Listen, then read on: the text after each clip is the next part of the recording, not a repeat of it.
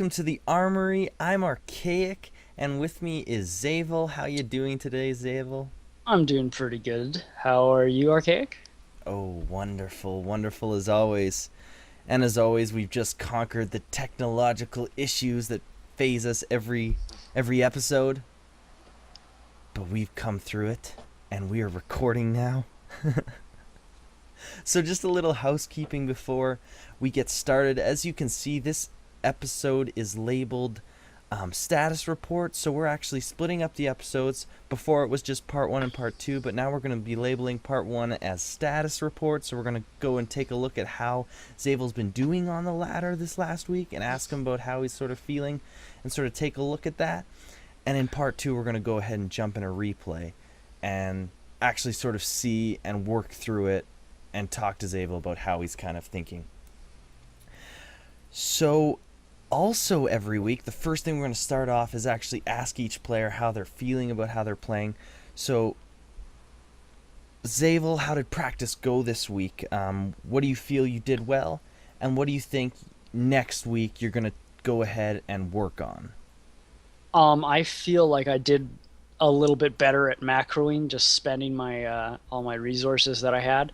I've in the past just been really bad at that, and I think I did better this week. There's a few games I know I just did really horrible at, and I've also been getting better at not supply capping, but also the same thing. It'd be the same games, I'd get Mm-hmm. supply capped, not spend my money, and lose usually.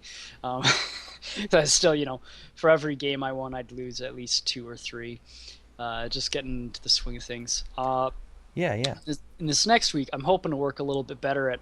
I've been noticing that one of the other things that's been hindering me a lot is I don't really know what my enemy is doing, which is Mm. bad because I had a couple games where I moved out and I got to their base when they got to my base, and it's just kind of Yeah, yeah, that happened a couple times. it's It's it's just always kind of bad because if I'd known, I'd stay at my base, kill them, and then go and exactly. kill them.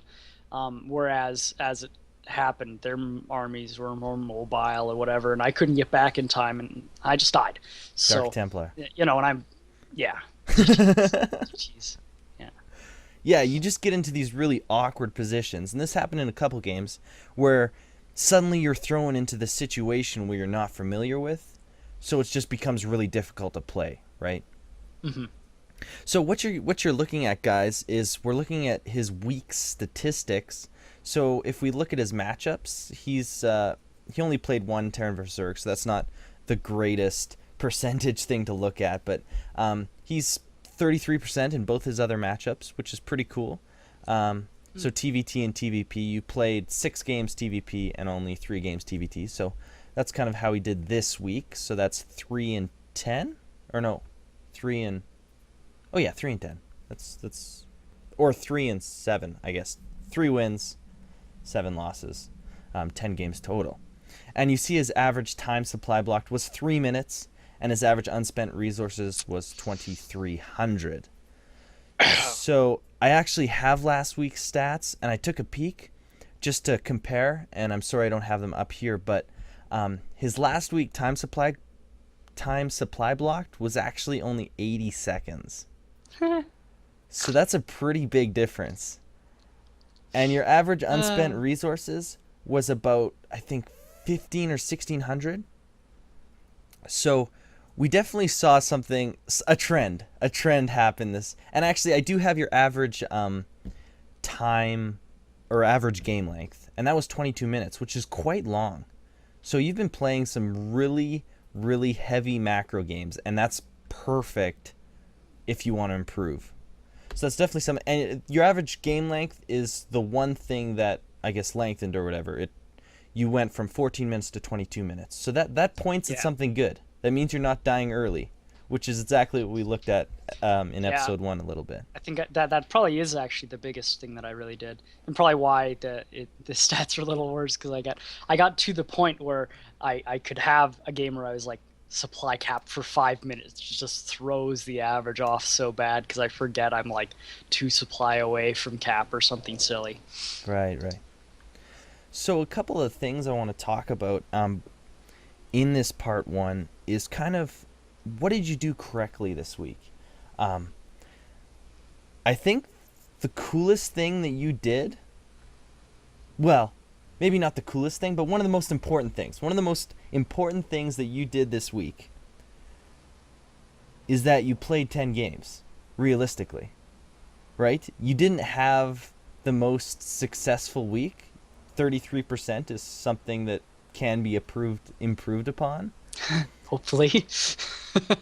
But basically, I tell my students, and for those of you who don't know, a little sneak peek. I have a new student starting next week, so you're gonna see that episode, and I'm really excited. That'll drop next week. Um, is just playing.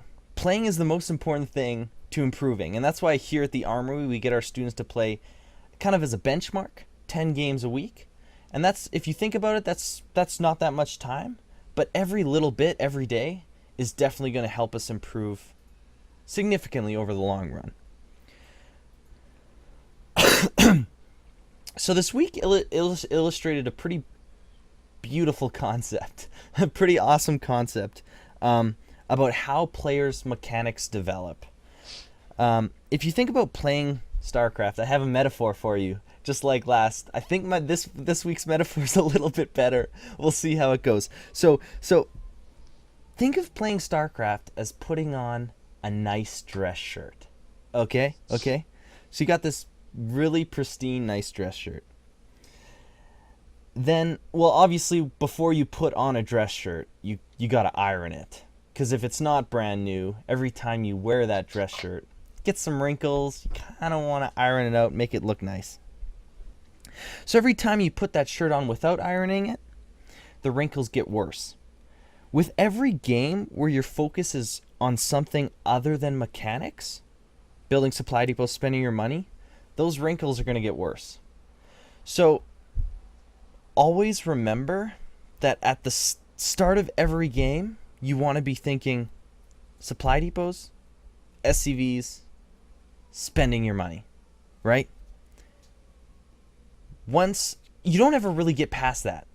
I kind of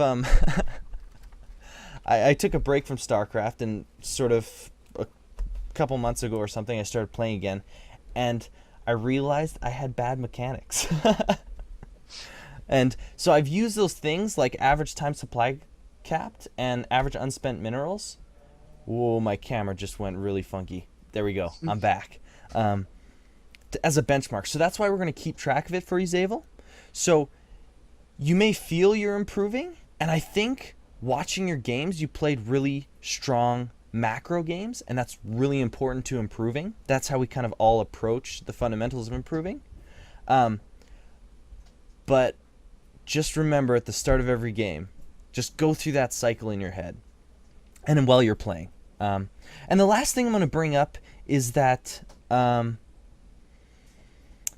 it kind of speaks to week one. So if you've watched that episode, you'll kind of this will be in line with that. On multiple occasions, I saw you scanning your opponent.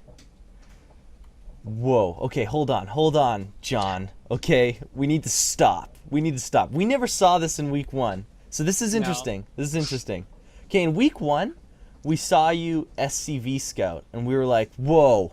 I think I got like 6 replays in, and then you sent an SCV out, and I was like, whoa, what's going on here? Something changed. So something changed this week, okay? And we need to ask you, so you were scanning, oh, my camera, I don't know why my camera's doing this. It's just like auto-focusing out. I'm back. Don't worry, guys. Technology will always be the thorn in my side. So you were scanning either your opponent's natural or scanning your opponent's third. And I want to ask you, why is it important for you to know how many bases your opponent has? If they have lots of bases, it means they have lots of money, and if they have more bases than me, then I need to like watch out and be a little more careful. But if they don't have a lot of bases, but it still looks like they're whatever macroing whatever, they might be teching. Whoa, sorry. Hold on. I died. So, for those of you who can't hear this, we're getting hail right now. And my dog's freaking out. Yeah. Okay, we're So okay. Sorry, continue. yeah. So I'd be scanning because I just wanted to know, see if I could, yeah, see their army or something. See if I could see their army. Because if it's in their base, then I know, okay, if I go and attack them, they have their army in the base, and it's not like waiting where my army doesn't walk, and then it's going to walk into my base and kill me. Um, and yeah, like I just hadn't really done any of it before. It'd probably be more effective to send like a unit preemptively to find out that kind of stuff instead of being like, oh yeah, I should know this now, and just scan, because that's a mule I don't get, which is resources that I can't spend on another Marine when that Marine dies. I like the first part of your answer. It was awesomely worded. Okay, because last week, for those of you who watched it, we talked about spending, and I hope you remember that, John. But we looked at your spending. We looked at the things that you were spending on, and looked at the things that your opponent was spending on, and we compared the two, and we saw that you liked spending a lot in technology. Your I love opponents technology. like spending in army. And what happened to that combination? I died. You died. You just died frequently. We saw that happen, and they came, and in that one game we watched, he sieged his tanks, and you like, oh, he's down my ramp, attack, and your whole army died. Yeah. Yeah, so it comes down to two crucial questions that need answering. As a Terran player, we need to answer these questions. And actually, as any player, but specifically because we're Terran, and Terran is the best race, we need to answer these questions. How much potential income does my opponent have to spend? Right? Yeah. We looked at spending, and if you have twice as many resources to spend as your opponent, 2 base to 1 base, in a perfect world, blah, blah, blah. I'm not going to get into too much details.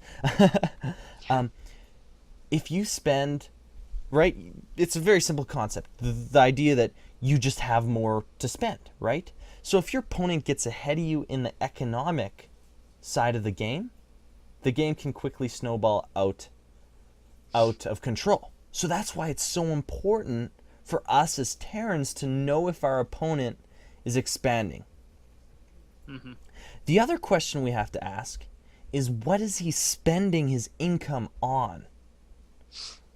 So you were talking about scanning his army and finding out where his army positioning is, and that's really important. But another thing to think about is, what is his army, and where is his money going? Because if we look at that tab that we looked at in game last week, there was economy, army. I can open up the tab. Holy pajama bottoms. Okay, economy, technology, and Spending. army. Oh man. Economy, technology, and army. So if we're looking and we're not seeing much army, we need to be like, where is all that money going? Yeah. And by knowing how many bases he has, we can be like, he's going to have approximately this much money to spend. Where is he spending it? That's the question you just got to ask. Very simple questions, and we need to answer them. So this has been the status report, guys. We'll be back with the replay analysis portion of this week. Thanks for watching. You can check me out at Archaic Coaching on Twitter, and obviously subscribe to me on YouTube. We'll be right back, guys. We'll be right back. Don't worry.